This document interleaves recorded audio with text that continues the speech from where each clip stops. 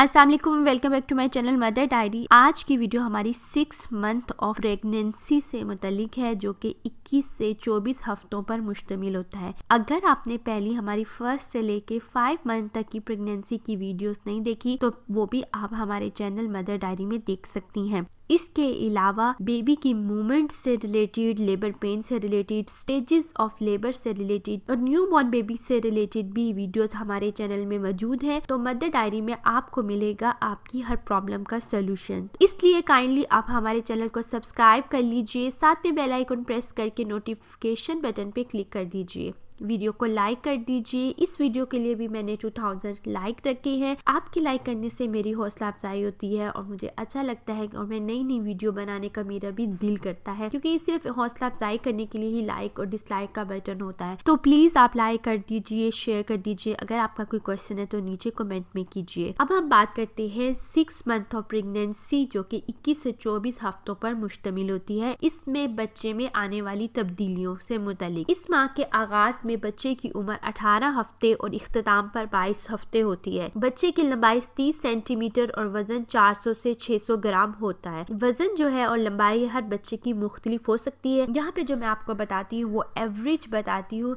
बाकी हर बच्चे की लंबाई और वजन वगैरह डिफरेंट होता है। इस माह में बच्चे की दिल की धड़कन सुनी जा सकती है। बच्चा अंगूठा चूसने की कोशिश करता है, इसके बाल और नेल्स निकल आते हैं। इस माह के दौरान बच्चे के ऑर्गन जो बन चुके होते हैं वो मैच्योर होना शुरू हो जाते हैं। बच्चे की स्किन का कलर रेडिश होता है। बच्चे की जिल्द पर वेन्स नजर आ रही होती है। बच्चा पहली बार इस माह में आईलेट को खोलता है। इस माह में बच्चा माँ के अंदर की आवाज जैसे दिल की धड़कन वगैरह सुन सकता है और बच्चा बाहर का शोर भी सुन सकता है। इसलिए जरूरी है कि बच्चे के इर्द गिर्द का माहौल पुरसुकून रखा जाए ताकि बच्चे की सेहत पे अच्छा असर पड़े। इस माह में बच्चे का साइज बढ़ता है और इसकी वजह से यूट्रस का साइज भी पहले से बढ़ जाता है। इस माह में बच्चा एक रूटीन के साथ सोता और जागना शुरू कर देता है। बच्चा अपनी उंगली और अंगूठे को चूसना शुरू कर देता है। इस वजह से उसमें किसी चीज के चूसने की एबिलिटी भी पैदा हो जाती है और यही एबिलिटी जैसे ही बच्चा पैदा होगा माँ का दूध पीने के लिए काफी होगी। इस माह में इसका दिमाग भी बढ़ना शुरू हो जाता है और वो तेजी से नशोनमा पाता है। इस वक्त बच्चे का साइज एक आम जितना होता है, यानी एक मैंगो के साइज जितना होता है, जो कि बहुत ही छोटा होता है। अब हम बात करते हैं इस महीने में एक माँ में क्या तब्दीलियां आती हैं। इस माह में माँ का जिस्म काफी हद तक बढ़ जाता है। माँ को बहुत भारीपन महसूस होता है। मूड में बहुत तेजी से तब्दीलियां आती है। बच्चे का वजन बढ़ने के साथ साथ बच्चादानी का साइज भी बढ़ता है। इस वजह से सांस फूलने का प्रॉब्लम भी हो सकता है। आपके पेट के ऊपर जिल्द में खिंचाव पैदा हो जाता है, जिसकी वजह से खारिश और स्ट्रेच मार्क का प्रॉब्लम भी शुरू हो जाता है। इसलिए जरूरी है कि खारिश हो तो नरम कपड़े को इस्तेमाल करें। अगर आपके जिस्म पे बहुत ज्यादा खारिश होती है तो बहुत ही मुलायम नरम कपड़े से करें। कोशिश कीजिए नेल्स वगैरह का यूज ना करें, क्योंकि खारिश के निशानात जब पड़ जाए तो वो जिंदगी आपके जिस्म पे नक्श हो जाते हैं।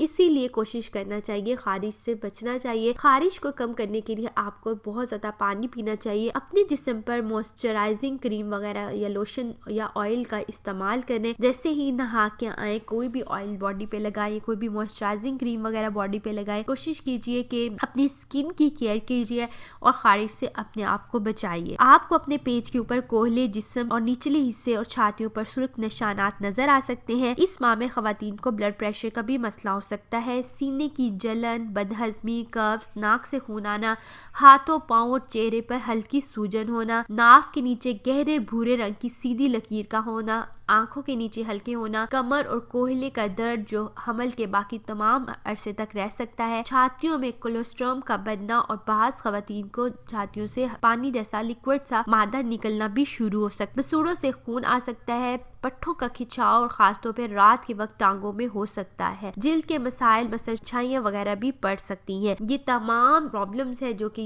सेकेंड ट्राइमेस्टर के होते हैं। ये आगे भी 7 मंथ में और आगे भी कंटिन्यू भी रहती, इसमें कमी और ज्यादती आती रहती है। अब क्वेश्चन यहाँ पे ये आता है कि माँ का वजन एक हद तक बढ़ सकता है और कितना बढ़ सकता है। 70% खवातीन का वजन 10 से 15 पाउंड बढ़ जाता है। अगर आपको ब्लड प्रेशर का मसला नहीं है तो आपका वजन एक मुनासिब तरीके से बढ़ता है। लेकिन अगर आपको खुदा बताना खासा हाई ब्लड प्रेशर का मसला है तो ये वजन बहुत तेजी से बढ़ सकता है। वजन को कंट्रोल करना बहुत जरूरी होता है थ्रू आउट प्रेगनेंसी। अगर आपकी फर्स्ट प्रेगनेंसी है तो आपको अपने आप को एक्टिव रखना है, वजन को कंट्रोल करना है, कोशिश करनी है कि आपको नॉर्मल डिलीवरी हो सके, तो इसलिए अपने आप को उसके लिए प्रिपेयर करना है। अब भी आपको पानी ज्यादा पीना है, वॉक कंटिन्यू करनी है। अगर आप कोई स्टार्टिंग से ही कोई एक्सरसाइज करनी है तो उसे भी कंटिन्यू करना है। अपनी बॉडी का ख्याल रखना है, आपने अपने ब्रेस्ट का ख्याल रखना है। ब्रेस्ट में भारीपन ज्यादा महसूस हो सकता है और बड़े भी हो जाते हैं ब्रेस्ट, तो इसके लिए अपनी सपोर्टिंग और नरिशिंग ब्रा का इस्तेमाल कीजिए ताकि आपको किसी किस्म की प्रॉब्लम ना हो। इसके साथ साथ लूज ड्रेसेस को स्टिच करवा लीजिए क्योंकि आगे आपका वजन बहुत तेजी से और बढ़ेगा और आपको पहले वाले कपड़े तो अब बिल्कुल भी पूरे नहीं आएंगे। माँ को चाहिए कि अच्छी और बैलेंस्ड और मतवाजन डाइट ले, ड्राई फ्रूट्स का इस्तेमाल करे, फ्रेश जूसेस का इस्तेमाल करे, डिफरेंट किस्म के खाने खाए, ये डिफरेंट किस्म की चीजें खाए ताकि आपके बच्चे को भी जो टेस्ट है वो डेवलप हो सके। दूध तो आपने पूरी थ्रू आउट प्रेगनेंसी नहीं छोड़ना। ताज़ा फल और सब्जियां भी आपने खानी है। दालों का भी इस्तेमाल करें, मीट का भी इस्तेमाल करें, सेब और केले का मिल्कशेक इस्तेमाल करें, अनार का जूस इस्तेमाल करें। अगर आपको डॉक्टर ने ब्लड की कमी बताई है तो कोशिश कीजिए कि अपनी कमी को अपनी खुराक के जरिए ही दूर करें। उसके लिए अनार बेस्ट है।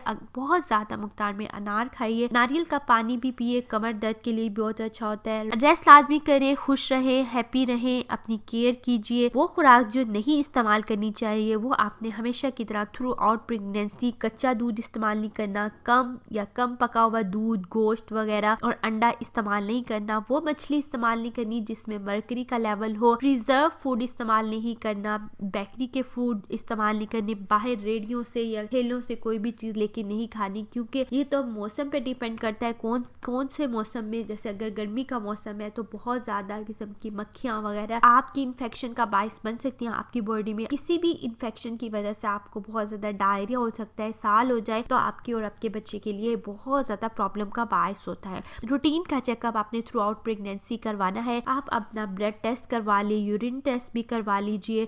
और इसके साथ साथ मुझे लास्ट मंथ की वीडियो में जो मैंने 1 to लेके 5 तक बनाई है ये बात आपको बतानी भूल गई थी कि आपने कोई भी मेडिसिन खुद से नहीं खानी। जो भी डॉक्टर आपको रिकमेंड करे आपने वो मेडिसिन जरूर लेनी है। किसी भी सूरत में आपने कोई मेडिसिन स्किप नहीं करनी। फर्स्ट 3 मंथ में फॉलिक एसिड लाजमी होता है। नेक्स्ट 3 मंथ्स में आपने आयरन या विटामिन की टैबलेट्स डॉक्टर देती हैं वो लाजमी खानी होती है ताकि वो आपकी ब्लड कमी को या आपके जिस्म में जिस भी चीज की कमी है, मल्टीविटामिन वगैरह देके वो आपकी कमी को पूरा करते हैं ताकि अगर आपकी खुराक में कोई चीज कमी रह गई है तो वो चीज कमी आपके बच्चे में मुंतकिल ना हो सके। आपने अपना अल्ट्रासाउंड साथ साथ करवाते रहना है हर मंथ में। थ्रू आउट प्रेगनेंसी हर मंथ में आप अपना अल्ट्रासाउंड करवा सकती हैं या फिर जैसे ही डॉक्टर रिकमेंड करे 2 माह बाद भी आप अपना अल्ट्रासाउंड करवा सकती हैं। लेकिन मैं आपको रिकमेंड करूंगा कि आप मंथली चेकअप के लिए जरूर जाइए। और अगर आपको बीपी का प्रॉब्लम है, ब्लड प्रेशर है तो वो आप घर में जरूर चेक कीजिए या फिर वीकली आप अपने ब्लड प्रेशर को मेंटेन जरूर करें। प्रेगनेंसी के दौरान कहीं पे भी कोई भी ऐसी चीज जो कि आपकी रूटीन से हटके है उस चीज को नोट करें और वो चीजों को आप फौरन डॉक्टर से डिस्कस करें क्योंकि प्रेगनेंसी एक ऐसा मरहला होता है जिसमें आप कोई भी चीज जो है कोई भी ऐसी कॉम्प्लिकेशन हो सकती है, इसलिए एहतियात हर सूरत में लाजमी होती है। हमल के दौरान हाथों और पाँव पर थोड़ी सी सूजन आम बात है क्योंकि जिस्म में आम दिनों के बनिस्बत ज्यादा पानी होता है। अगर आपके वजन में हर हफ्ते 500 ग्राम यानी आधा किलो से ज्यादा का इजाफा हो तो इसका मतलब है कि जिस्म में पानी की मुकदार में बहुत ज्यादा इजाफा हो रहा है, इसलिए फौरन डॉक्टर से रजू करें। सूजन को कम करने के लिए ज्यादा देर खड़ी रहने से गुरेज करें। आरामदेह जूते पहने, पाँव को थोड़ी देर के लिए गर्म पानी में डिबो कर रखें। जितना मुमकिन हो पाँव को ऊपर रखें। रात को सोते वक्त पाँव के नीचे तकिया रखें। बाज माए हमल के दौरान में कब्ज का शिकार हो जाती है। इसकी वजह बढ़ते हुए बच्चों का आंतों पर दबाव होता है। कब्ज में कमी करने के लिए आप रेशेदार गजाएं खाइए, मसलन गंदम से बनी हुई चीजें, ताजा फल और सब्जियां वगैरह। दिन में 10 से 12 गिलास पानी पिए। रात के वक्त चहलकदमी करें। अगर आपको कब्ज का बहुत ज्यादा मसला है तो प्लीज जोर मत लगाएं, डॉक्टर से रुजू कीजिए क्योंकि कब्ज की वजह से आपकी प्रीमेच्योर डिलीवरी भी हो सकती है। जब आप बहुत ज्यादा जोर लगाती हैं तो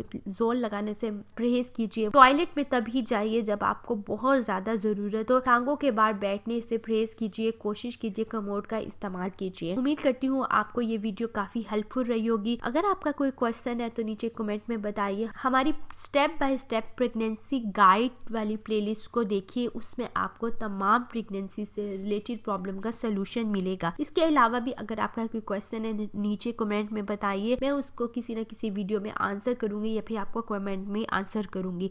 वीडियो को लाइक कर दीजिए, शेयर कर दीजिए, चैनल को सब्सक्राइब करना मत भूलिए। उन माओं के लिए बहुत ज़्यादा दुआ करें जो कि औलाद की तलबगार है। अल्लाह ताला से दुआ है कि तमाम माओं की झोली को आबाद रखें और हर बे औलाद जोड़े को सालिया और नेक औलाद से नवाजे। आमीन। अपना बहुत ख्याल रखिएगा, हमें अपनी दुआ में याद रखिएगा। अल्लाह हाफिज।